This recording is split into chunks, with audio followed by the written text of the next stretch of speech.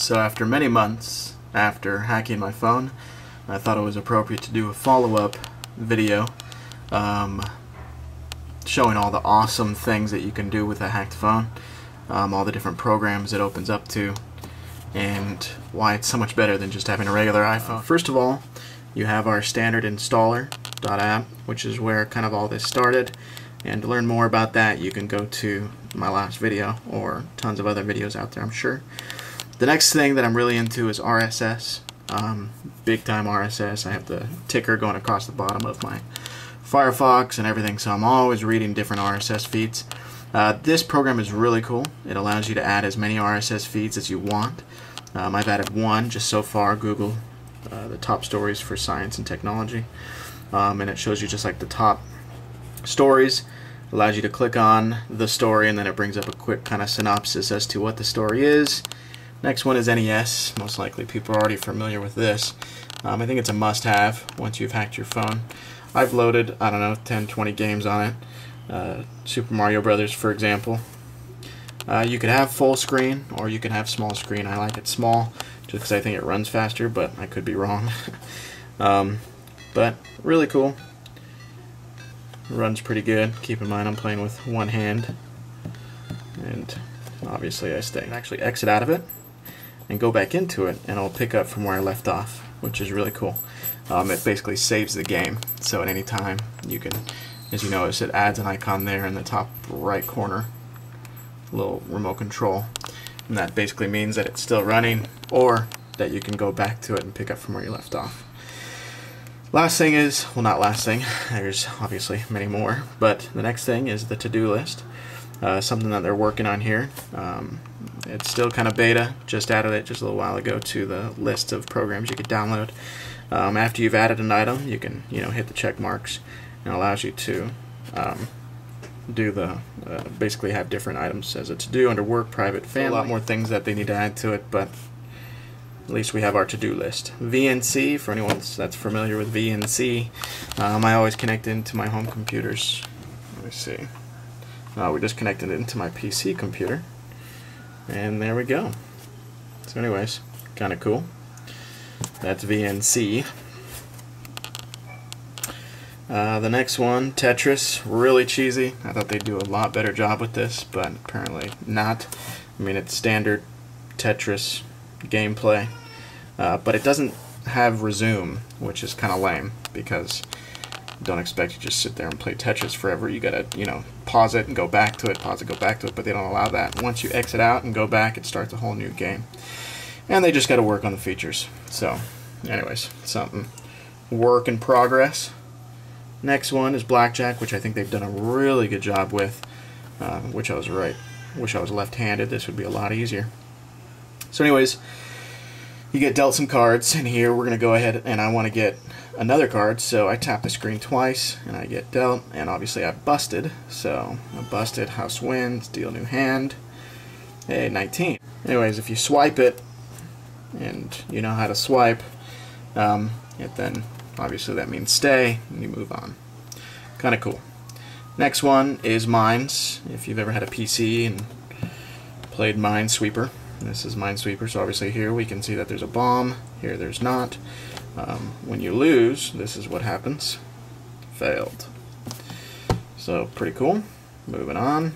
Butterfly. This is a game that uses the accelerometer, where you have a net, and based on how you move the phone around, the net flies across the screen as well. So anyways, kind of lame, but uses the accelerometer. Balls. Basically, it just allows you, based on how you tilt the screen, the ball goes. So, kind of cool. Just kind of showing the ability to mess with the accelerometer. Another game, kind of a puzzle. Used to have these as little plastic things, but now you could do it with your iPhone. So once it gets mixed up, how you play the game is you actually just tilt. So let's say I wanted to move the 2 to the right, I would tilt my phone to the right, and it would, anyways, kind of lame but cool at the same time.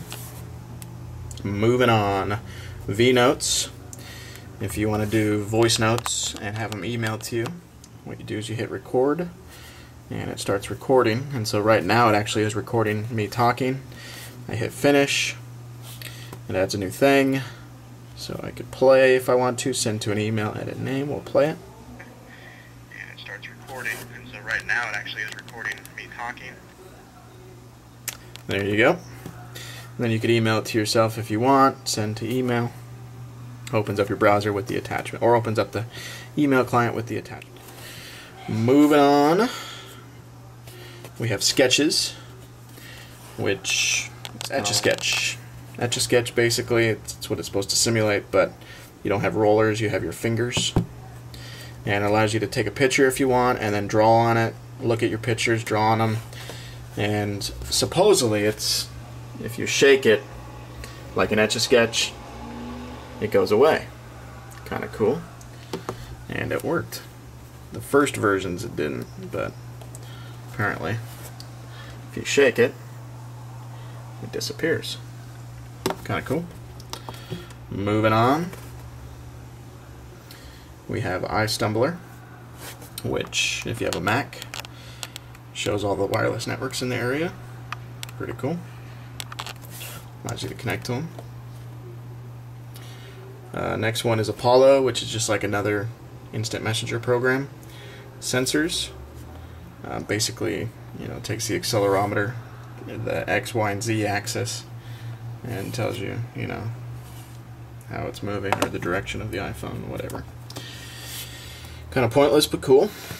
Field test tells you information about your network that you're connected to. Sometimes it takes a second when you click on any one of them to give you some information, but whatever. Moving on to iLight. I use this a lot when I'm locking up the house, walk around the house, lock everything, and I have this as my light. Basically, it's just a solid white screen. And moving on, we have Dictionary, which I haven't used yet, but in theory could work. It's cool. You could actually load multiple different types of dictionaries, which is pretty cool. Navizon, which is like a peer-to-peer community where it tracks where you are based on what cell towers you're on, connected to, or what Wi-Fi. Pirate, cool program, pointless but cool. What you could do is you could actually take a picture of your friend, and then after you take a picture, you can move the pirate stuff around. So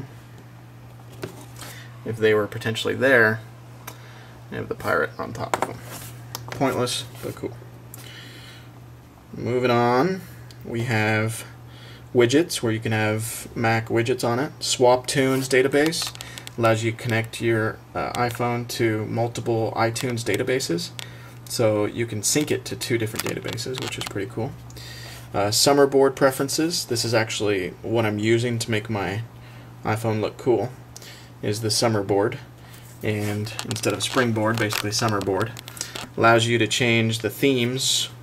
Like, let's say you wanted like a Panther theme. You go back, now I'm in Panther mode. Or it looks like Panther used to, I guess. Also allows you to change around some other stuff, like if you don't want to have the icons across the bottom, or if you want them to be like mini icons, you can do that there as well. Also, this program allows you to move around the icons on the screen, like for the dock here. If I wanted the SMS to be on the dock, I can click on the SMS, move it up, and now it's on the dock. Or if I want chat to be on the dock, I can move it up, and now it's on the dock. Also, it allows you to change the amount of dock items you have. You can have 9 icons or more. Also, springboard, how many are showed on the first page. So that works as well. Kind of cool. Almost done here. Finally, Pig Shooter, new program just came out. It works with your accelerometer with the thing across the bottom that moves back and forth and allows you to shoot space transports. So anyways, that's it. These are all the awesome things you can do with your iPhone. This customize button doesn't really work well with Summerboard, but allows you to like change the AT&T logo and mess around with some other stuff.